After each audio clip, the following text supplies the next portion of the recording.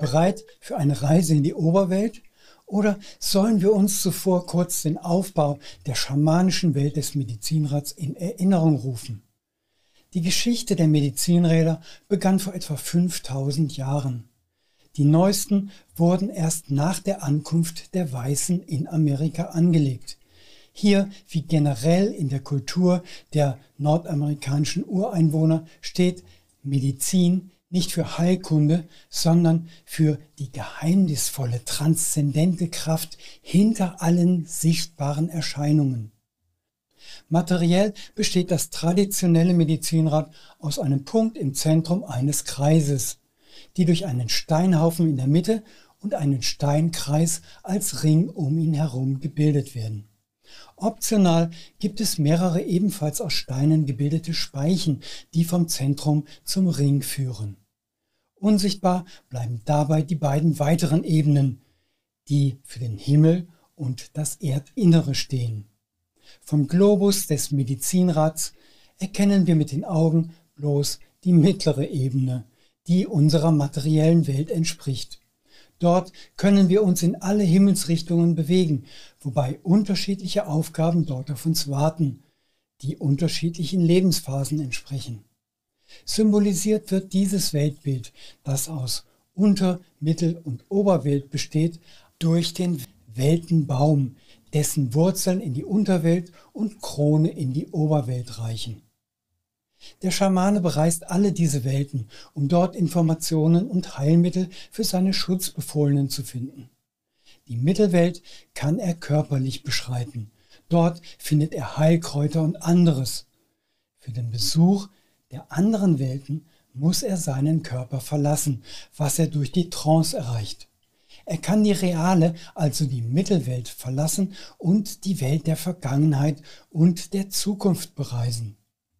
Während die Süd-Nord-Achse den spirituellen Weg im materiellen Leben darstellt, steht die vertikale Achse für den spirituellen Weg im Immateriellen. Die Unterwelt ist der Ort, von dem wir kommen, die Oberwelt der, zu dem wir gehen. Wobei dies keine Einbahnstraße ist. Gelegentlich kann es hilfreich sein, sich seiner Herkunft zu besinnen, genauso wie eine Reise in die Zukunft zu unternehmen, von der aus wir unsere persönliche Entwicklung überblicken können. Nachdem wir ausgehend vom Süden das Medizinrad betreten hatten, begaben wir uns ins Zentrum, dem Ort des Ichs und dem einzigen, von dem aus man in alle Richtungen auf direktem Wege gehen kann. Dann betrachteten wir die Richtungen des Sonnenauf- und Untergangs, bevor wir im Norden den Ort der Stille betraten. Anschließend reisten wir in die Unterwelt, sodass jetzt nur noch ein Ort fehlt, um unsere Reise zu komplettieren. Die Oberwelt steht für das höhere Ich, quasi die Idealversion dessen, wer wir hätten werden können, wenn wir uns nur Narben, Brüche und blaue Flecken erspart hätten, was natürlich sowohl im materiellen wie im Seelenleben unmöglich ist. Dort oben erhalten wir spirituelle Führung und Weisheit. Dort ergründen wir uns selbst, unseren Platz in der Welt und unser Schicksal. Hier erhält man die Führung, die näher an die Harmonie mit allem heranführt. In der Oberwelt finden wir unsere geistigen Lehrer und schamanische Geister. Wie es dort aussieht, lässt sich nicht vorhersagen. Ihre Oberwelt mag völlig anders erscheinen als die meine. Einzig ein erfahrener Schamane ist im Trancezustand in der Lage, die Oberwelt eines anderen zu betreten. Sie stellt die ganz persönliche Schule des Lebens für das Individuum dar, insbesondere natürlich die jedes Schamanen. Man begibt sich immer wieder dorthin, um Gelerntes aufzufrischen, Neues zu lernen und Informationen zu finden, die in der materiellen Welt nicht zugänglich sind. Schamanismus steht am Ursprung aller spirituellen Lehren. Seine Spuren lassen sich überall entdecken. In der Oberwelt kann man nur dann lernen, wenn man sie erwartungsfrei betritt.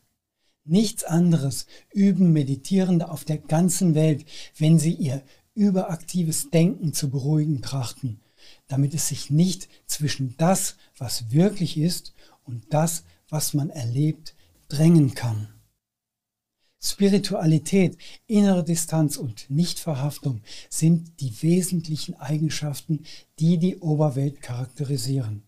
Von hier aus hat man einen Überblick, ohne direkt in das Geschehen involviert zu sein. Will sagen, ohne die ganzen emotionalen Beeinflussungen, die uns gelegentlich den Blick auf das, was vor uns liegt, verstellen können. Eine Reise in die Oberwelt ist dann empfehlenswert, wenn man Klarheit sucht. Zum Beispiel, wenn man zwiespältige Wünsche hegt. Von oben bzw. aus der Perspektive der Zukunft kann man erkennen, wohin die Reise gehen würde, je nachdem, wie die Entscheidung ausfiele. Es ist eine gebräuchliche Visualisierung, sich vorzustellen, was wäre, wenn. Zwar verspüre ich einen dringenden Wunsch, aber wohin mag mein Weg mich führen, wenn ich ihm nachgebe? Gehe ich in der Vorstellung in die Zukunft und befreie mich von jeglicher Erwartung und Verhaftung, kann, was ich dort zu sehen bekomme, erhellend sein und mich dazu bringen, meine Wünsche nochmals zu überdenken. Womöglich bringt mich die Erfüllung meines Wunsches tatsächlich in Richtung einer glücklichen Zukunft. Vielleicht aber auch nicht. Mein höheres Ich weiß da manchmal besser Bescheid als mein ratloses Ich in der Gegenwart. Warum es also nicht befragen? Die Oberwelt ist ein Reiseziel für das Alter, wenn man sein Leben überschauen möchte, um das eine oder andere noch in Ordnung zu bringen. Deshalb gelingt der Eintritt am besten vom Norden aus. Was ist wichtig? Was bekommt seine Wichtigkeit nur durch die mit ihm verbundenen Gefühle? Plagt mich mein Gewissen wegen etwas, das der, den ich damals kränkte, längst vergessen hat? Oder ist umgekehrt die erfahrene Kränkung belanglos? Nur mein Gefühlsleben macht ein Fass auf. Das bedeutet aber nicht, dass diese Reise nicht auch in jungen Jahren vorteilhaft sein kann. Welchen Umweg und welche Verletzung kann ich mir ersparen? Muss ich wirklich jeden einzelnen Fehler selber machen? Oder reicht es vielleicht aus den Fehlern anderer zu lernen? Oder eigene und deren Folgen zu antizipieren? Geistführer, Engel, spirituelle Wesen, sie können uns helfen, den richtigen Weg und die richtige Lösung zu finden. Wie auch immer man sie nennen mag, was wohl davon abhängt, woher man kommt und was man dort gelernt hat. Das Schöne an einer Essenz wie der Mischung für die Oberwelt ist, dass sie unbefangen macht. Sich nicht vereinnahmen lassen, sich lösen von dem, was man schon immer als Wahrheit betrachtete und sich auf Überraschungen einstellen und auf unerwartete Einsichten. All das kann einem helfen, wenn man anschließend in die materielle Mittelwelt zurückkehrt und sich von dort aus in eine andere Richtung aufmacht. Die Oberweltessenz besteht aus der Blüte der Magnolie. Magnolie steht für das Streben nach Erkenntnis und Erleuchtung. Sie gibt dem Suchenden Einsicht, sie erleichtert ihm die Meditation und Innenschau und gibt seinem Leben einen spirituellen Sinn. Magnolie lässt Grenzen überschreiten und Blockaden überwinden. Sie fördert das Streben nach Selbsterkenntnis und Erleuchtung. Ihre Energie dringt bis in abgekapselte, scheinbar vergessene Bereiche. Sie macht weich, sanft, friedlich und weise und bringt Einsicht in die inneren Gebiete, die sich noch nicht im Gleichgewicht befinden. Versöhnung und daraus resultierender Frieden sind die Ziele dieser Essenz. Der Edelstein der Oberwelt ist der Aquamarin. Das ist der Schutzstein in der spirituellen Welt. Seine Essenz beruhigt die Gefühle. Der Sage nach warfen ihn Seefahrer bei rauer See ins Wasser, um Poseidon, den Gott des Meeres und der Emotionen, zu besänftigen. Gelassenheit und Selbstbewusstsein ermöglichen die Lösung selbst komplexester Probleme. In Harmonie, Freundschaft und Vertrauen lassen sich neue Wege leichter beschreiten als in Zwietracht, Misstrauen und Angst. Aquamarin hilft, innere wie äußere Konflikte dadurch zu lösen, dass er einen Schutzschild gegen emotionale oder gar feindliche Einflüsse bildet, sodass wir einen kühlen Kopf und damit eine klare Wahrnehmung bewahren können, statt uns unter Stress gesetzt zu fühlen. Die Keinessenz des Quintetts fügt der Amaranth hinzu. Amaranth hilft, sich vom eigenen Leid zu dissoziieren. Warum gerade ich, ist häufig nicht die Frage nach Einsicht, sondern Verweis auf das Unerwünschte wie Unfall oder Krankheit. Sie impliziert indirekt eine Anschuldigung. Was habe ich getan, um das zu verdienen? Solange man so fragt, steckt man noch tief in der Problematik und dem Denken in Kausalitäten. Einstein jedoch meinte, Probleme kann man niemals mit derselben Denkweise lösen, durch die sie entstanden sind. Vielleicht entstand das Problem gerade durch Egozentrik oder durch Schuldzuweisungen, was sich in der emotional gefärbten Fragestellung widerspiegelt. Die Dissoziation, also die innere Distanzierung vom Leid, schafft eine neue Perspektive. Manche Menschen berichteten nach der Erfahrung einer lebensbedrohlichen Situation, sich vom Körper losgelöst zu haben.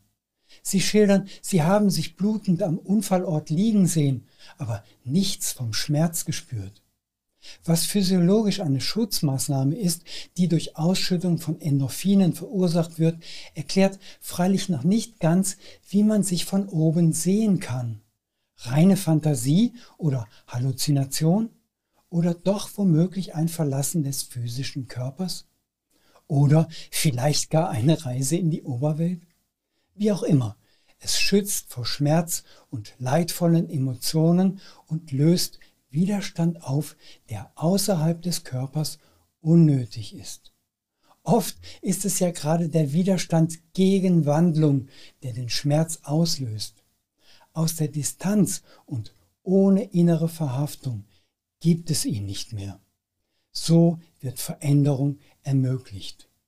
Amaranth als Keimessenz legt den Keim zu dieser Befähigung in uns an. Wenn wir uns gut darum kümmern, dann kann daraus Weisheit entstehen. Frau Holleteich. Dies ist die Umweltessenz in der Mischung. Sie ist aus dem Wasser des, Nomen est Omen, Frau Holleteichs gemacht, welcher auf dem Hohen Meißner zu finden ist und eine lange Geschichte hat. Historikerin Annette Rath-Beckmann geht davon aus, dass die mitteleuropäische Holle, gemeint ist Frau Holle, noch in keltisch-germanischer Zeit und vor allem in der vorausgehenden Jungsteinzeit als große Göttin verehrt wurde. Auch Jakob Grimm, einer der beiden Brüder Grimm, hielt Frau Holle für eine vorchristliche Göttin, die unter ihrem uns bekannten Namen in weiten Bereichen Deutschlands anerkannt war. Fundstücke aus der Steinzeit weisen aus, dass der Teich schon seit einer Ewigkeit von Menschen besucht wurde. Man sah Frau Holle als Repräsentantin von Mutter Erde, ähnlich Freya, der Hauptgöttin der Wanen, Frigga, der Gattin Odins, oder Hel, der Beherrscherin der Unterwelt. Möglicherweise war sie mit letzterer gar identisch. Seit dem 10. Jahrhundert nennt man sie Hulda. Sie lebt unter dem Wasser und spendet Leben. Im Mittelalter wurde mit der Christianisierung versucht, aus ihr eine Dämonin zu machen. Trotz der Assoziation mit der Unterwelt findet sich der ihr zugeordnete Teich auf einem Berg. Und das ist kein Zufall. Es erinnert uns an die Vertikalachse des Medizinrats. Frau Holle steht wie im gleichnamigen Märchen für Karma und Reinkarnation. Der Weg, den man nach dem Tode antritt, führt zunächst in die Unterwelt, wo man mit allerlei Aufgaben konfrontiert wird, die denen im Leben in der Mittelwelt, respektive im Hier und Jetzt, entsprechen. Man muss den Beweis antreten, dass man die Lektionen der Mittelwelt gelernt hat und beherzigt. Das bestimmt den Verlauf des folgenden Lebens. Und dieses nimmt nach dem Abtauchen in die Unterwelt im Frau-Holle-Teich seinen Beginn auf den Berg.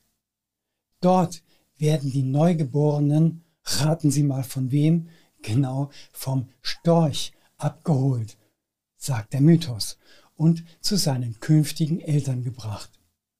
Dort oben auf dem Berg ist der Ort der zweiten Chance. Hier überblickt man, unberührt von menschlichen Verstrickungen und emotionalen Konflikten, seinen Lebensweg. Dies Wissen ermöglicht, ihn entsprechend zu gestalten. Das ist eine Essenz der spirituellen Reinigung, der Nichtverhaftung an das Weltliche und der Chance auf Erlangung von Weisheit. Rabe. Für den Schutz der Oberwelt sorgt der Rabe, das magische Tier. Findet man eine Rabenfeder, sollte man sie mit beiden Händen halten, innerlich seinen sehnsüchtigsten Wunsch aussprechen, sie dann in die Luft werfen und vom Wind davontragen lassen. Garantiert wird die Erfüllung des Wunsches zwar nicht, aber wenn es ein Herzenswunsch ist, statt eines Ego-Wunsches, und man zugleich mit dem Hochwerfen der Feder diesen Wunsch aufgibt und sich nicht mehr um seine Erfüllung kümmert, das heißt die innere Verhaftung loslässt, dann wird er sich verwirklichen. Oder etwas Besseres, je nachdem, was das Schicksal für einen vorgesehen hat. Der Rabe lehrt, das Undenkbare zu denken und das Unmögliche zu versuchen. Man muss nur die Augen dafür öffnen, dann können Wunder geschehen. Sei stark, hab Vertrauen und erkenne, dass in jeder Lebenserfahrung eine positive Lektion steckt. Das ist die Botschaft des Raben. Damit wären wir einmal durch das Medizinrad gereist. Wir können nun wieder von vorne beginnen oder entgegen der ursprünglichen Richtung oder einfach kreuz und quer, je nach Bedarf und Notwendigkeit. Vielleicht haben Ihnen die Berichte über die besonderen Eigenschaften der Himmelsrichtungen und Welten aber auch genug Inspiration gebracht, um die Reise selbstständig zu unternehmen, und Sie fühlen instinktiv, wann und wohin Sie sich als nächstes begeben sollten oder möchten. Ich wünsche eine gute Reise.